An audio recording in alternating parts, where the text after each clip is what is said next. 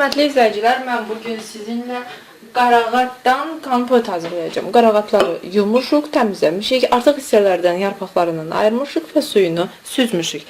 Təbii ki, daha öncə cimin hazırlanmasında da mən sizinlə bu prosesi bölüşmüşdüm. İndi 3 ədəd banka götürmüşəm. Burada 600 qram qarağat meyvəsi var. 3 ədəd banka götürmüşəm. Hər birinə 200 qram deməli meyvə istifadə edəcəyəm. Hər birinə 1 stəkan şəkər tozu, yəni 200 qram şəkər tozu istifadə edəcəyəm. Nəzərinizə çatdırım ki, 2 bankam normal qapaqla bağlanır. Bir bankam isə lezbo boy banka qapaq istifadə etmişəm. Nəzərinizə çatdırım ki, burada pik nöqtə var. Yəni əslində normalda meyvəni tökəcəkdik, daha sonra suyunu süzəcəkdik, təzədən qaynadacaqdıq. Bu olduqca uzun prosesdə mən sizinlə asan prosesi bölüşəcəm. Nəzərinizə çatdırım ki, bankanı sterilizə etməyə ehtiyac yoxdur. Çünki sterilizə edilməmiş meyvənin bankasını niyə sterilizə edək? Nə fərq edər? Onsuz da biz olduqca şaqqa-şaq qaynayan su istifadə edəcək və bu lazımı qədər sterilizə edəcək. Deməli belə, qəfədanın qoyun qaynasın. Nəzərinizə çatdırın ki, 3 litr suyun 3-ü də eyni vaxtda qaynamalıdır. Əgər qəfədanınız bu ölçünü sizə vermirsə, onda yaxşı olar ki, bir kekik qazana su töküb onu qaynadasınız. Və bankalarımızın içinə hər birinə 1 stəkanın 1 barmaq əksik olmaq şərti ilə, yəni bu qədər əksik olmaq şərti ilə şəkər tozu əlavə edirik. Şəkər tozu əlavə etmiş olduğum bankaların hər birinin içinə eyni miqdarda meyvə də əlavə etməyə başlayırıq. Nəzərinizə çatdırım ki, əgər istəsəniz qarağata, yəni smarodinaya əlavə olaraq malina, üzr istəyirəm, Azərbaycancadır, əlavə olaraq digər meyvələri də əlavə edə bilərsiniz. Deməli, mən bankama tökdüm bunu da. İstəsəniz moruq, istəsəniz şəftəli əlavə edə bilərsiniz, fərq etmir. Yəni, müxtəlif meyvələrlə birlikdə bu şəkildə də hazırlaya bilərsiniz. Kompotun atılmamasının pik nöqtəsi budur. Birinci növbədə kompota bankaya suyu tam axıra kimi, baxın, bura qədər, qapağa dəyənə kimi dolduracağıq. İkinci növbədə əsas şərtlərdən biri isə su qaynar olmalıdır, olduqca qaynar. Eləcə qazın üstünə qaynayan suyu götürüb istifadə edəcəyik. Üçüncü əsas şərt isə bir gün qaynar formada ağzı aşağı ədyalın arasında isti və qaranlıq mühitdə saxlanılmalıdır. Dördüncü əsas şərt daha sonraki bir həftə soyuq mühitdə saxlanılmalıdır ki, problem olmasın. Ondan sonra artıq sizin kompotunuza qorxu, ölüm yoxdur. Belə, meyvələri bankalara yapmağa davam edirəm. Meyvələri doldurdum. Nəzərinizə çatdırım ki, mən suyu bir-bir tökəcəm. Birinci bir bankaya tökəcəm qaynar suyu, ağzını bağlayacam, sonra o birisi bankaya tökəcəm. Çünki burada zamanla yarışırıq.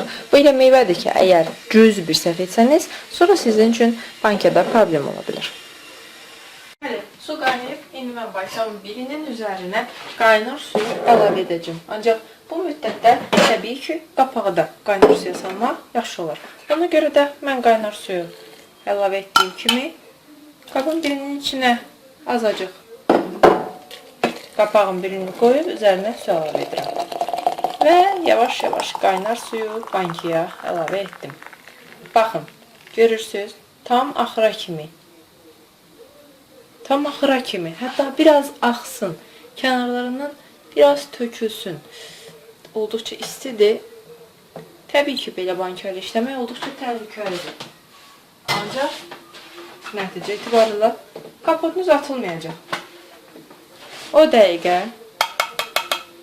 ağzına qapağı qoyuruq və qapağı banka bağlayanımızla bağlayırıq.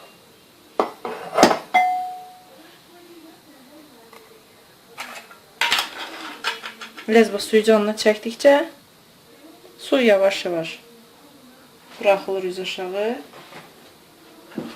İndi mən onu götürüb dəsmalın üzərindən qoymalıyam ki, alətlə işləyə bilim.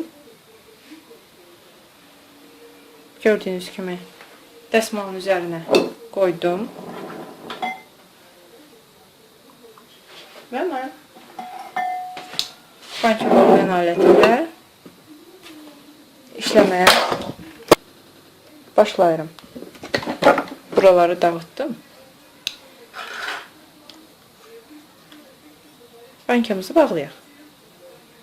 Bankamın birini artıq bağladım və ağız aşağı ehmalca çevirdim. Bu bankanın ağız aşağı çevrilməsi bankanın içindəki rezinin yavaş-yavaş içəridəki havanı tamamen sovuruq dışarı tullamasına və tamamen möhkəm olmasına gətirib çıxarır. Ancaq bizim təbii ki bankamızın içində şəkər tozu qalıb və tam həll olmayıb. Biz nə etməliyik? Ehmalca bankanı əyirik. Nəzərinizə çatdırım ki, olduqca istidir. Mən elə bankanı isti-isti aradan götürmək istədiyim üçün bu prosesi aparıram. Və bankanı dayanmadan dəsmalın üzərində bu şəkildə sağa-sola hərəkət etdirib şəkər tozunun tamamen həll olmasını təmin edəcəyik. Nəzərinizə çatdırım ki, şəkər tozu həll olduqdan sonra qalanın isti adyalını arasına qoyub bir gecə, yəni 24 saat, belə deyim, 24 saat isti adyalın arasında kompotumu saxlayacağım. Daha sonra bir həftə sərin mühitdə qalsa tam təhlükəsiz olacaq.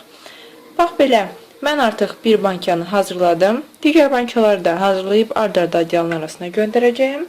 Ümid edirəm ki, asan üsulla qara qarağatın kompotunun hazırlanması sizin də xoşunuza gələr.